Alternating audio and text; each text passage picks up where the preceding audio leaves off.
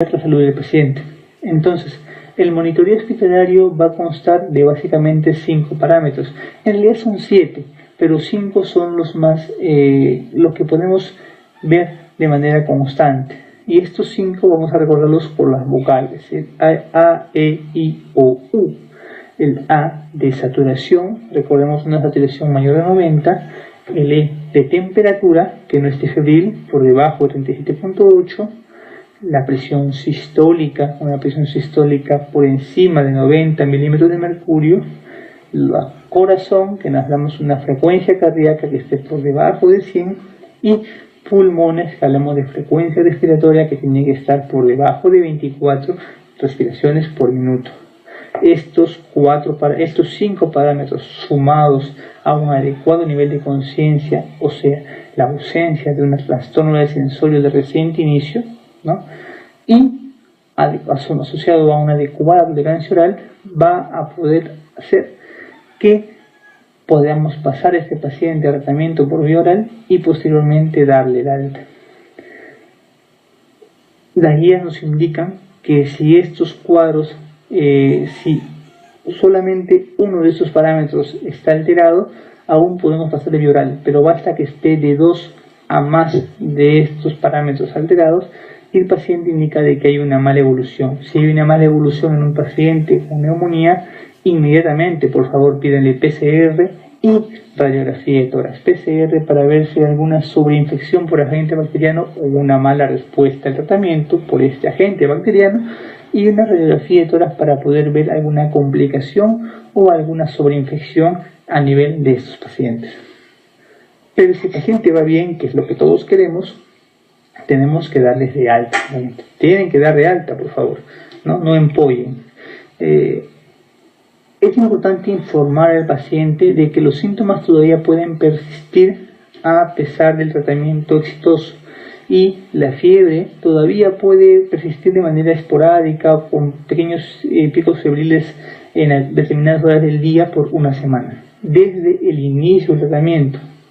Hasta las 4 semanas ya tiene que haber cedido el dolor de pecho y la producción de esputo debería haber reducido sustancialmente. Hasta las 6 semanas todavía puede haber algo de tos y algo de falta de aire, pero que esto va a ir reduciéndose conforme pasen estas semanas. Hasta los 3 meses ya los síntomas deberían haber resuelto, pero puede haber un poco de cansancio que los pacientes pueden sentir. Y a los 6 meses ya el paciente está completamente normal. Entonces, por eso tienen que informar esto a los pacientes para que no puedan asustarse y no crear un incremento de la ansiedad en estos pacientes. Entonces, hemos tocado ya la parte de neumonía adquirida en la comunidad. Ahora toquemos la neumonía hospitalaria.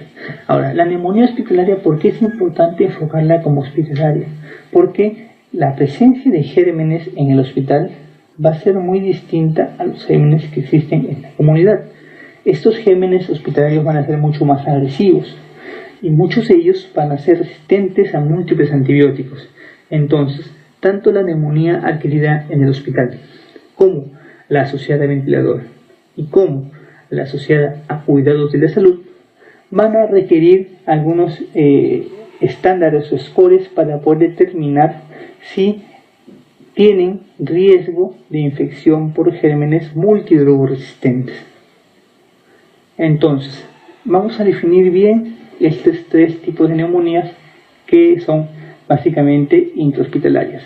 La primera, la neumonía adquirida en la comunidad, recordemos que es la que ocurre hasta las 48 horas o después de las 48 horas de estancia hospitalaria, pero que previamente no se haya estado incubando.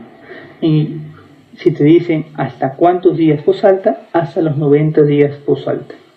Una neumonía asociada a ventilador va a ser aquella que se presente entre las 48 a 72 horas después de la intubación endotraqueal. Y la neumonía asociada a cuidados de la salud van a ser la neumonía que se presenta en pacientes que no están hospitalizados, pero que tienen manejo por personales de cuidado de salud. Y estos pacientes van a ser aquellos que hayan recibido o que reciban terapia endovenosa en los últimos 30 días, que pueden ser quimioterápicos, pueden ser antibióticos, entre otros, que residan en asilos de ancianos o en casas de salud que tengan personal de salud cuidándolos, que que hayan estado hospitalizados por lo menos 2 a más días por un cuadro agudo en los últimos 90 días, o que hayan recibido o reciban terapia crónica de hemodiálisis en el último mes. Estos son los parámetros, o cualquiera de estos parámetros nos va a indicar ya que el paciente tiene riesgo de neumonía asociada a cuidado de salud. Entonces, hablamos de factores de riesgo. Hablamos de que la importancia de que hagamos el diagnóstico de una neumonía intrahospitalaria va a estar fundamentada en los factores de riesgo para gérmenes MDR. Entonces, es importante conocer cuáles son esos factores de riesgo de gérmenes MDR.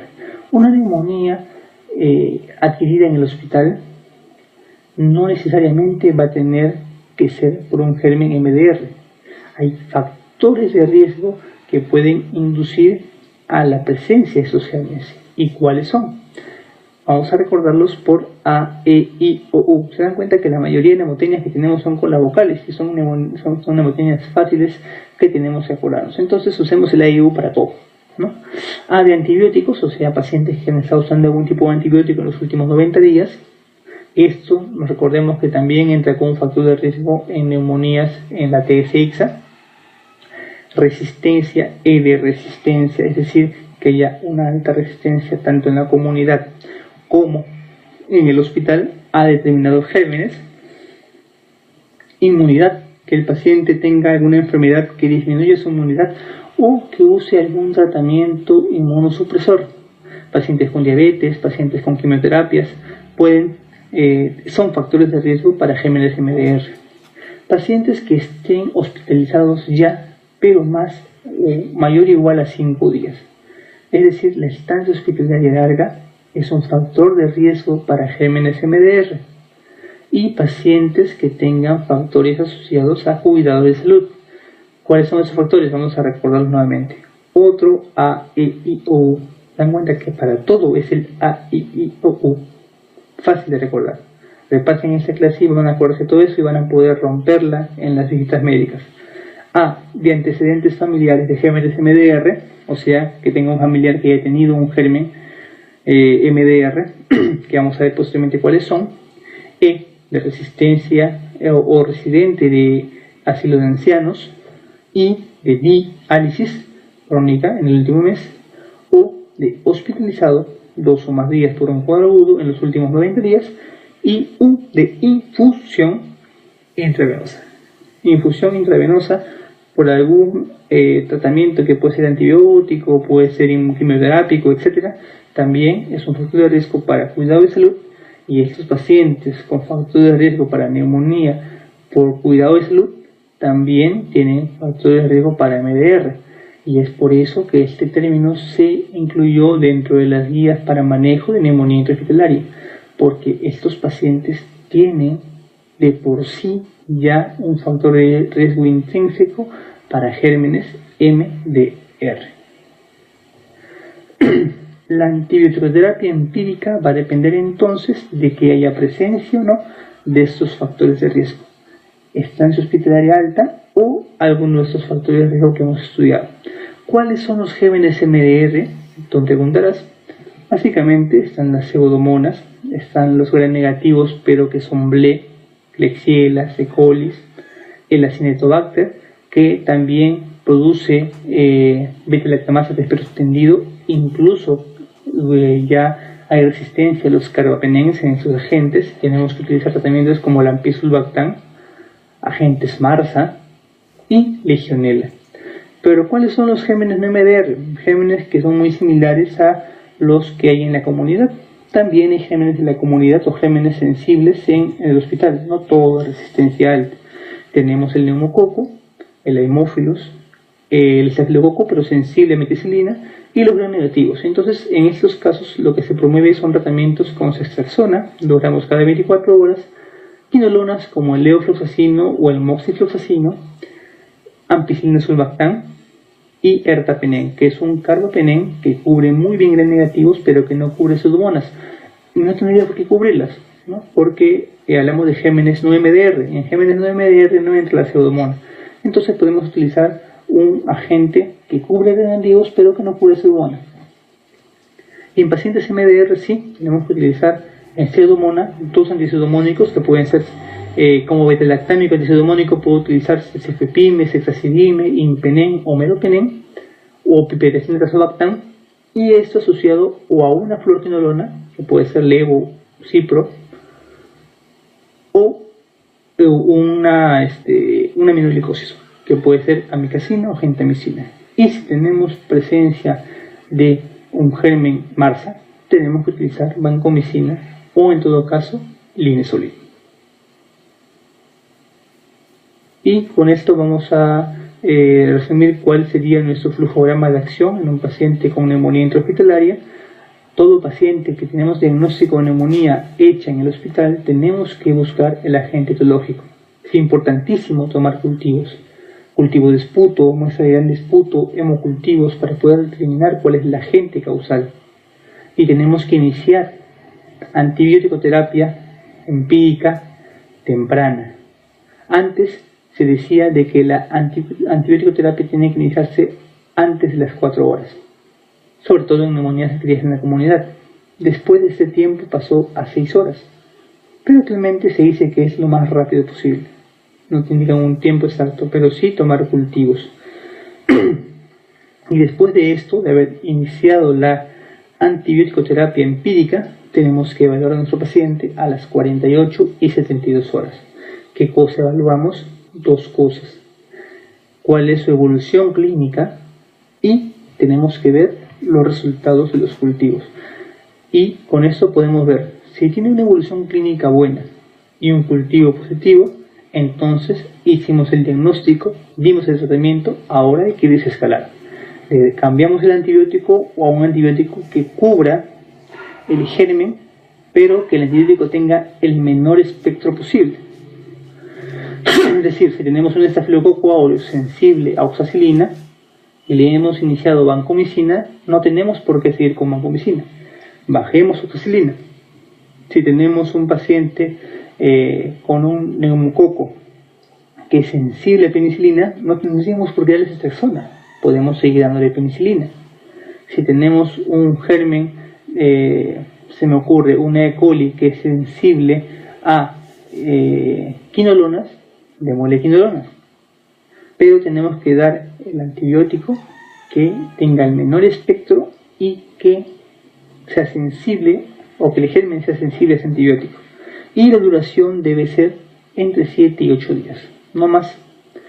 Se hizo estudios comparando entre 8 y 14 días y se vio de que el resultado era casi el mismo.